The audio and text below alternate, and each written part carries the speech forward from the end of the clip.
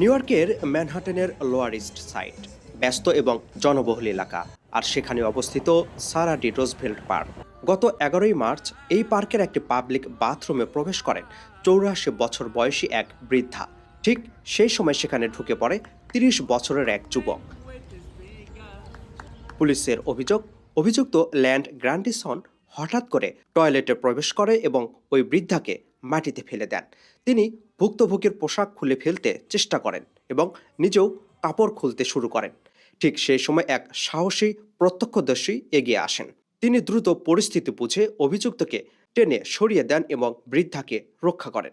এ সময় অভিযুক্ত পালিয়ে যাওয়ার সময় তার একটি ছবিও তুলে রাখেন ওই প্রত্যক্ষদর্শী।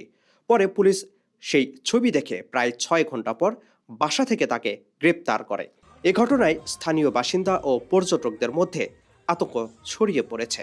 অনেকে বলছেন, দিনের আলোয় এমন ঘটনা তাদের আরও উদ্বিগ্ন করে তুলেছে।